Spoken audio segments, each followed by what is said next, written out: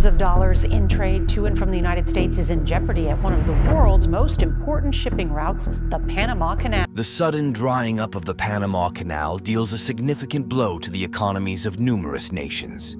Functioning since its inauguration in 1914, this 82-kilometer-long passage plays a vital role in cutting costs by providing a shorter route between the Atlantic and Pacific Oceans. It caters to the transportation needs of various countries, including the United States, China, and South Korea. But why has it suddenly dried up? What's causing this phenomenon? And most importantly, what are the implications for the global economy? Stay tuned as I uncover the mystery behind the canal's decline. Before delving into the latest discoveries, it's essential to grasp the backstory. How did it all start? The birth of the Panama Canal. In the past, navigating a ship from the Atlantic to the Pacific posed significant hazards and challenges. Sailors had to navigate treacherous waters and strong winds, facing routes like the Drake Passage and the Strait of Magellan to circumvent the tip of South America. Then came the Spanish explorers with a groundbreaking vision: the Panama Canal. This ambitious project promised to be a game-changer by slicing through the narrow strip of land that separated North and South America. The prospect was monumental. It meant ships could traverse between the Atlantic and Pacific Oceans in significantly less time, slashing days or even weeks off their journeys. But how did it all kick off? The Spanish explorers realized the immense potential of a canal, foreseeing the ease of navigation across the vast oceans. Initially considering other locations, they eventually settled on Panama, partly due to the existence of a railroad constructed by the United States in the 1800s. Coincidentally, this railroad and the proposed canal shared a near-identical route. However, the journey towards the canal wasn't smooth sailing. In 1881, an initial attempt was made to carve a passage through Panama's slender isthmus. At the time, Panama was under Colombian control, and they granted permission to the French company, Corp Universal du Canal Interos, led by Ferdinand de Lesseps, the same visionary behind the successful construction of the Suez Canal in Egypt. Motivated by his past triumph, Ferdinand embarked on constructing a sea-level canal in Panama, confident that he could replicate his earlier feat. This meant that the canal and the adjacent oceans would be on an equal level. To finance the project, Ferdinand managed to rally a significant number of individuals, particularly from common backgrounds, to contribute funds. However, not everyone was on board with Ferdinand's plan. But why the opposition? Wasn't this what everyone had been eagerly anticipating? The reason is straightforward. Adolphe Godin Lapine, another skilled engineer, had thoroughly assessed the terrain in Panama and was convinced that Ferdinand's proposal wouldn't pan out. Why? He had meticulously studied the landscape and knew that the plan wouldn't be feasible. Yet Lapine had a superior alternative in mind. The Rio Grande, which flowed into the Pacific, and the Chagres River, which flowed into the Atlantic, formed two substantial mountain ranges known as the Continental Divide, roughly 15 kilometers from the Pacific Ocean. According to Lapine, they could utilize both rivers to construct artificial lakes. He proposed building dams at two strategic locations, Gatun and Miraflores, to create these large lakes, each about 25 meters deep. He then suggested carving a channel through the mountains to link the lakes. Additionally, he recommended implementing locks to raise and lower ships between the varying water levels to connect them with the oceans. Despite receiving praise from fellow engineers, the French construction company overseeing the project opted not to adopt Lapine's idea. They rejected his proposal and persisted with their original plan. Unfortunately, this decision led to failure because Ferdinand was ill-prepared for the challenges awaiting him in Panama. Comparing Panama to Egypt proved to be a catastrophic misjudgment. Panama presented a stark contrast to the dry and predictable environment Ferdinand encountered while constructing the Suez Canal. Instead, it greeted him with a humid, disease-infested jungle, relentless downpours, scorching heat, and rugged terrain stretching from coastal swamps to the towering mountains of the Continental Divide. Despite having skilled engineers, the overall plan lacked a clear strategy to address these challenging conditions. The machinery they brought was ill-suited for Panama's harsh terrain. It was designed for the desert-like conditions of the Suez Canal. This mismatch ultimately spelled doom for the project. Adding to the adversity, workers and engineers grappled with tropical illnesses that claimed numerous lives. In a bid to cut costs, the French company shifted from a sea-level approach to a more economical design utilizing locks to adjust water levels. However, even this adjustment failed to alleviate the project's woes. With no signs of profitability, faith in the canal and its leadership dwindled among the French populace. After multiple unsuccessful attempts, the company filed for bankruptcy in 1889. Despite efforts to revive the project in 1894, spearheaded by the engineers, their endeavors bore no fruit. Eventually, in 1898, the company ceased operations, marking the end of its ambition to construct the Panama Canal. But does this mark the end of the tale? Certainly not. Though the French relinquished their goal, a new nation took up the mantle. Surprisingly, this country didn't heavily rely on the labor already invested by the French. So, which country stepped in to carry out the project? Enter the Americans. In 1902, the United States Congress passed the Spooner Act, granting the U.S. permission to acquire the French company's assets, equipment, and the authority to proceed with canal construction. However, there was a crucial stipulation. They had to negotiate with Colombia, the governing body of Panama at the time. Unfortunately, negotiations with Colombia hit a roadblock. Seeing an opportunity, Panama declared independence from Colombia in November 1903, with backing from the United States. With barriers removed, negotiations between the United States and Panama commenced. This led to the signing of the Hay-Haran Treaty in February 1994, which established the Panama Canal Zone, granting the United States jurisdiction over the canal and its adjacent lands, meeting the requirements set forth in the Spooner Act. Construction on the canal began in the summer of 1904.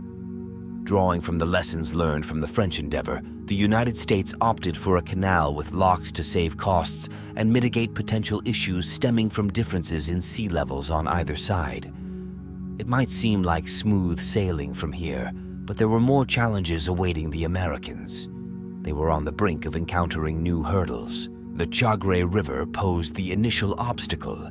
This river's water levels fluctuated significantly based on rainfall, originating from the mountains in northern Panama and flowing into the Atlantic Ocean. Constructing the canal close to such a river risked being overwhelmed by unchecked flooding. In 1906, President Theodore Roosevelt faced a critical decision. He sided with head engineer John Frank Stevens, who advocated for a canal with locks akin to Lepp's original proposal, the very same proposal rejected by the French. This plan entailed building a substantial dam at Gatun to span the Chagres River. This served a dual purpose. Firstly, it created the Gatun Lake, then the largest lake globally, which helped regulate the Chagres River's flow. Secondly, the lake formed a significant portion of the 20-mile canal route. The construction endeavor was massive, involving over 40,000 workers. At its peak, the majority of the workforce comprised laborers from the West Indies, while engineers, administrators, and skilled laborers mainly hailed from the United States.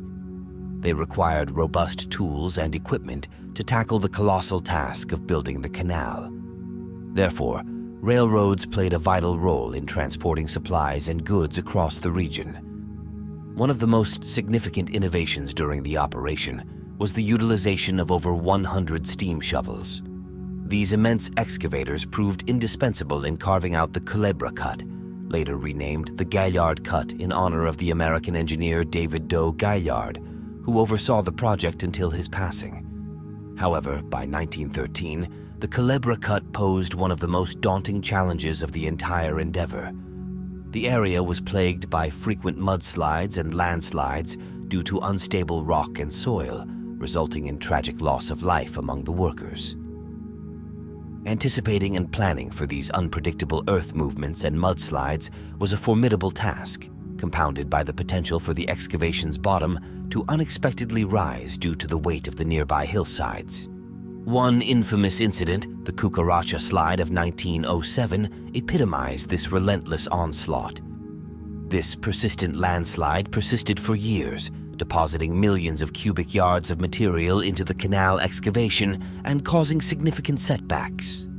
Despite these challenges, laborers persevered, often toiling in scorching temperatures reaching 38 degrees C. They employed an array of tools, including steam shovels, dynamite, and rock drills, to remove a staggering 73 million cubic meters of rock and earth. This steadfast effort paved the way for the future, eventually lowering the excavation floor to within 40 feet of sea level. Despite numerous challenges, setbacks, and casualties, the Panama Canal officially commenced operations on the 15th of 1914. Now, you must be curious about the canal's impact on people, businesses, and governments. But before delving into its benefits, it's crucial to understand how the canal operates, as this knowledge is pertinent to its recent drying up. So, how does it function? The operation of the canal. Unlike conventional canals, the Panama Canal operates differently. When a ship approaches the canal's entrance, it encounters a series of 3 distinct locks separated by gates. As a sea-level ship enters the first lock, the initial gate opens, allowing it to proceed. Subsequently, the gates behind the ship close, while a valve transfers water from the second lock into the first. This action lowers the water level in the second lock while simultaneously raising the water level, and thus the ship, in the first lock. Once the water levels between both locks equalize, the second gate opens, enabling the ship to pass through the second lock. This process repeats as the water levels are equalized between the second and third locks, leading to the opening of the third gate for the ship to enter the third lock. The water level is then raised once more from the lake on the opposite side, and the third gate opens, allowing the ship to proceed into the third lock. This method enables ships to be lifted 26 miles from their starting point at sea level. Afterward, they can smoothly traverse the remaining stretch across Panama, primarily navigating Lake Gatun, which sits 26 meters above sea level. This reservoir was artificially formed by blocking the nearby Chagres River to inundate the area. Upon reaching the opposite end of Lake Gatun, the ship must be lowered back to sea level through the same process. It's indeed a brilliant design engineered to surmount Panama's rugged terrain. However, the significant drawback of this system is its substantial freshwater requirement. As a ship enters the first lock, the water level within the lock is raised by water pumped from the second lock, originating from Lake Gatun. However, to accommodate the next ship entering the canal from sea level, the excess water in the first lock must be discharged into the ocean. This process is replicated at both ends of the canal. The canal relies on water from 2 man-made freshwater reservoirs nearby, primarily Lake Alhoja and Lake Gatun. Each passage through the Panama Canal consumes approximately 52 million gallons of fresh water from these reservoirs, facilitating the entire operation. Any water lost from the reservoirs is typically replenished through rainfall. Thus, as long as rainfall continues to replenish the lakes, the water drained by the canal will be continuously replenished, ensuring uninterrupted operation. However, in the event of a severe drought with minimal rainfall, the system falters, leading to uncertain outcomes. As the canal begins to experience drying conditions, its functionality directly correlates with its operational principles, emphasizing the critical importance of understanding its mechanisms from the outset. However, there's more to consider. Before delving into that, let's explore the Panama Canal's impact on global trade. The Panama Canal and global trade. The construction of the Panama Canal stands as one of the most remarkable and influential engineering endeavors in history. Records from 1970 indicate over 15,000 transits through the canal. Since then, the volume of cargo transported via the canal has continued to rise. The number of ships traversing the canal serves as a barometer for the overall health of the global economy.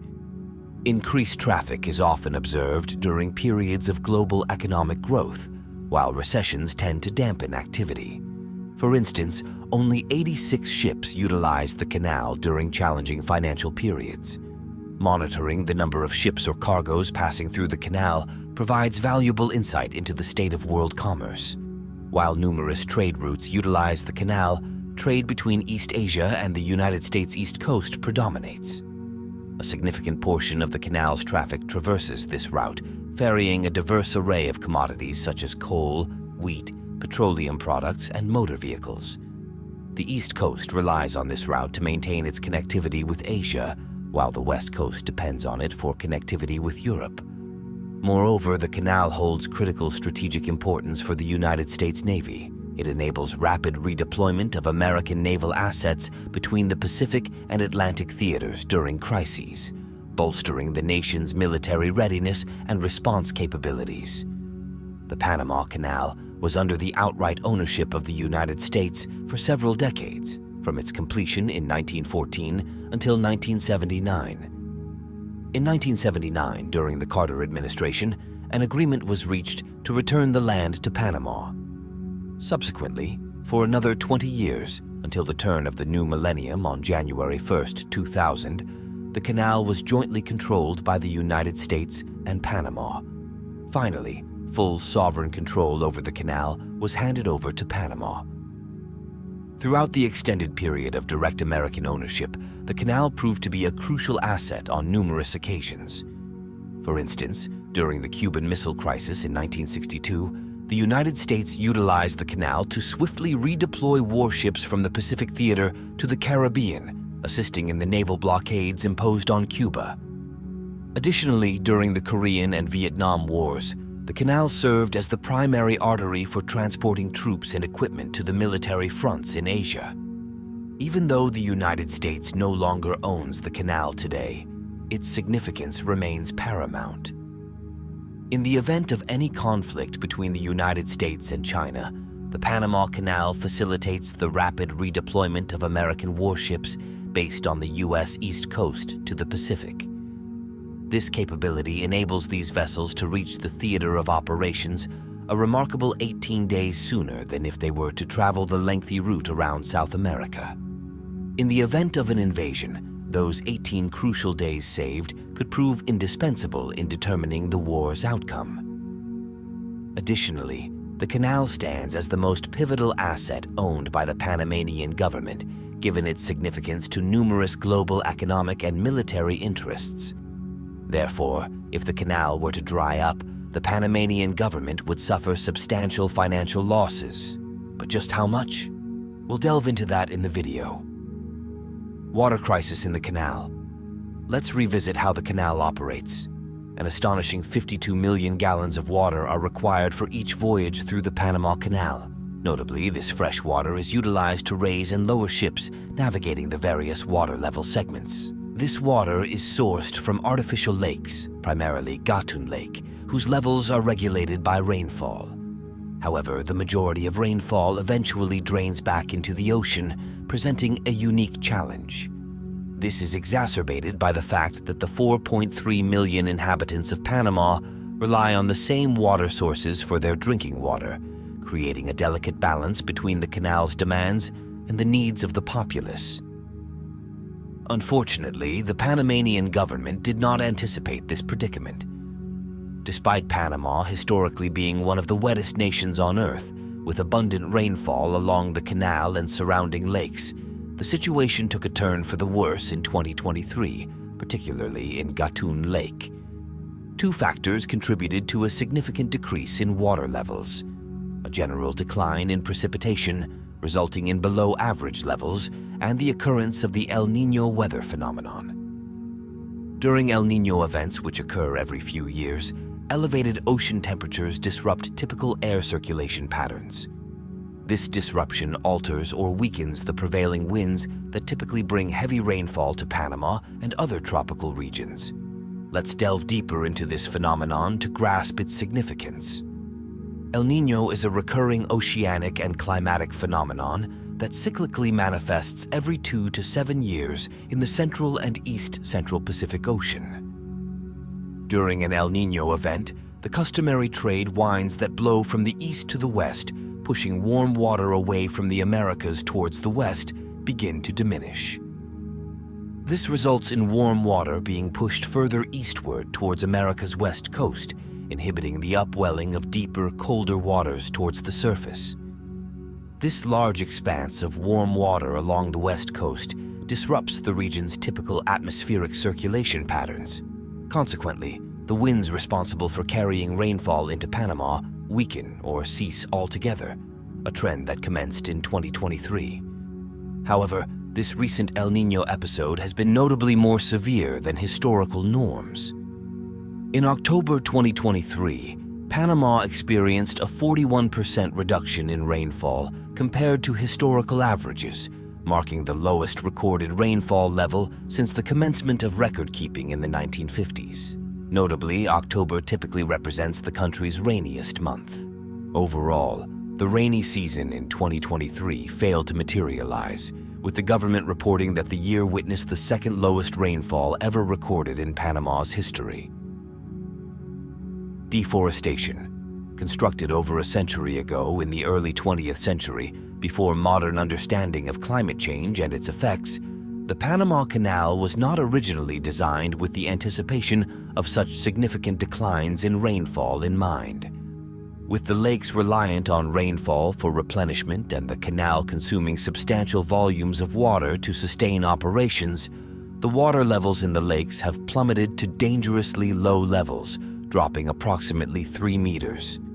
Remarkably, Panama finds itself amidst the dry season, further exacerbating the situation by delaying any replenishment until the uncertain arrival of the next rainy season. El Niño events typically endure for 9 to 12 months, but with the worsening effects of climate change globally, El Niño episodes have occasionally persisted for longer durations, sometimes even spanning years. There are concerns that the current El Niño event has a 60% chance of extending beyond the usual duration, potentially disrupting this year's rainy season in Panama as well. Consequently, the lakes in the country will likely continue to struggle to replenish themselves. This predicament translates into the ongoing depletion of water from these lakes to sustain the operation of the Panama Canal. Consequently, the canal faces the ongoing threat of drying up, presenting a significant challenge for both the nation and the global community. Yet, what lies at the heart of this problem? While El Niño may indeed be a significant factor, is it merely a symptom of a larger issue? The impact of deforestation on the Panama Canal water crisis.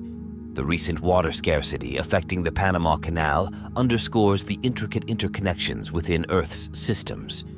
While insufficient rainfall stands as the primary culprit, scientists have identified an unexpected factor exacerbating the problem: deforestation in the Amazon rainforest.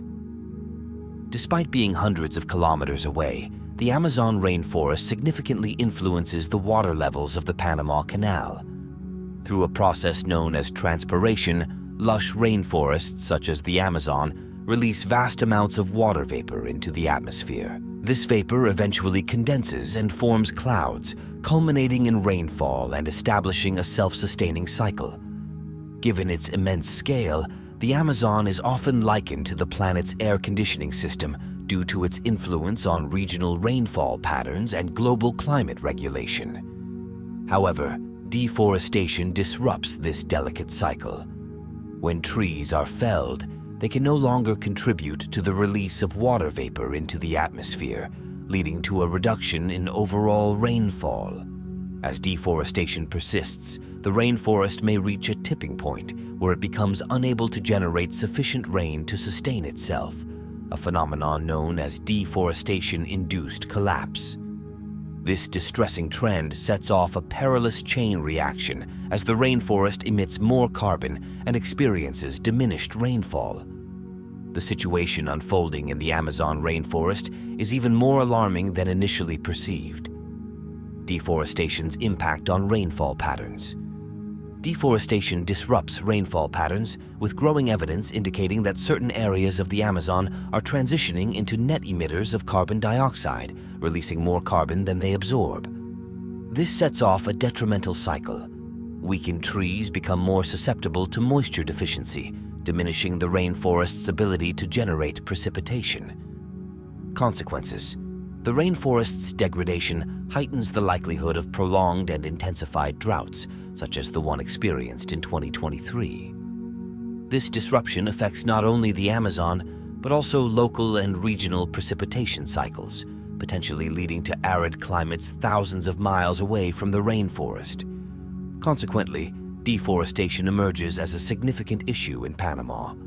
The repercussions of the drying canal are manifold.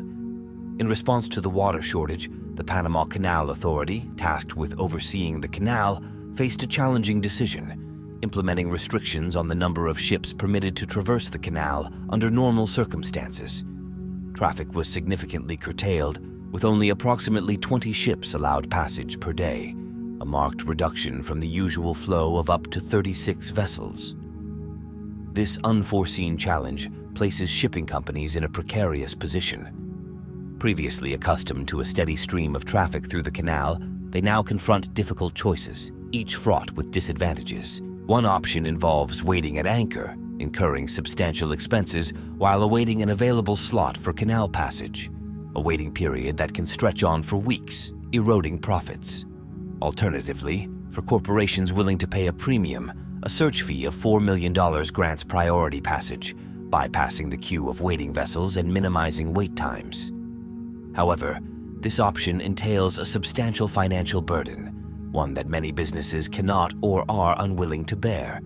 Confronted with these restrictions, numerous businesses opt to circumvent the canal entirely.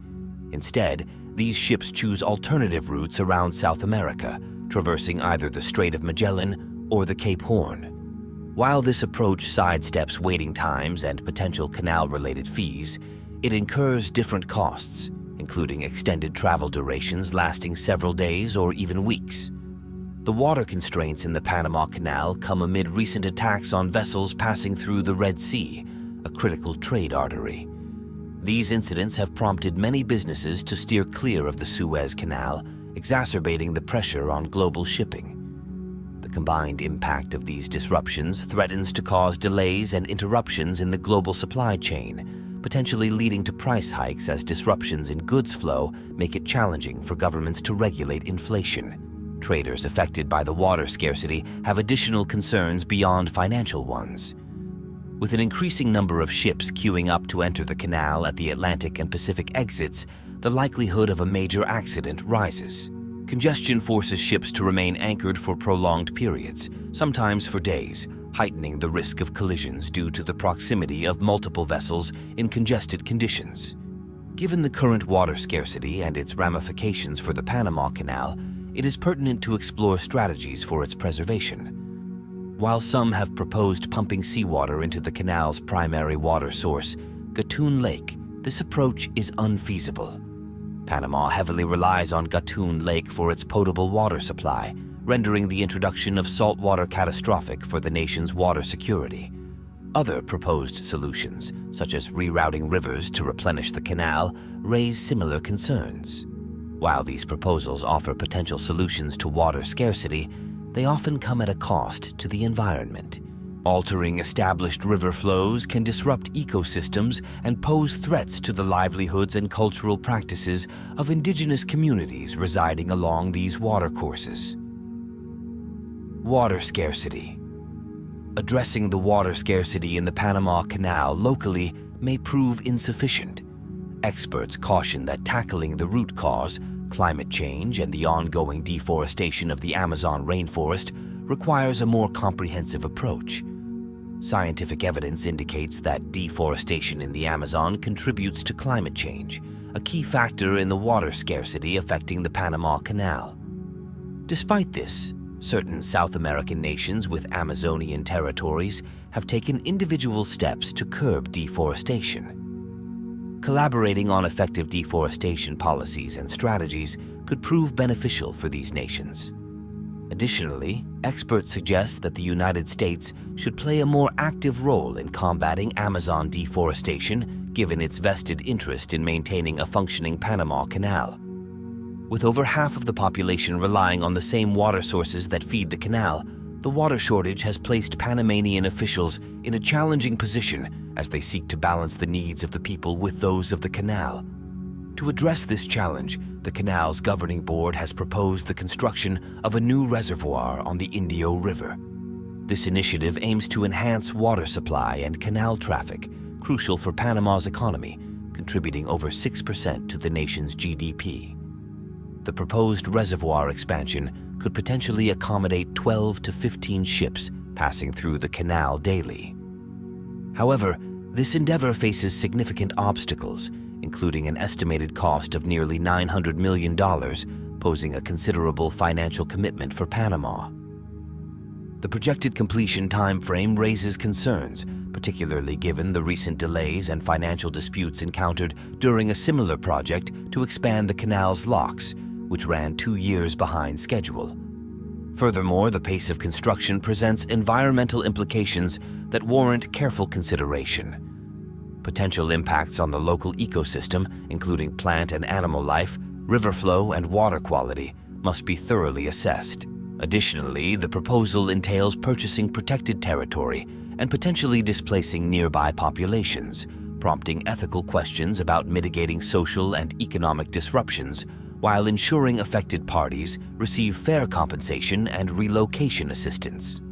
Consequently, while the proposed reservoir offers a potential solution, it is imperative to weigh the economic benefits against potential environmental and social costs. The future of the Panama Canal hangs in the balance, and the prospect of its collapse carries significant ramifications. Given the canal's crucial role in various military and economic interests worldwide, Panama can impose distinct fees and tolls on every vessel utilizing it. In 2022 alone, when the canal operated normally, it generated a staggering $4.32 billion in revenue for the country's government, comprising over 65% of Panama's total GDP. Notably, the canal's route traverses Panama's most densely populated region, underscoring its pivotal role in the nation's prosperity.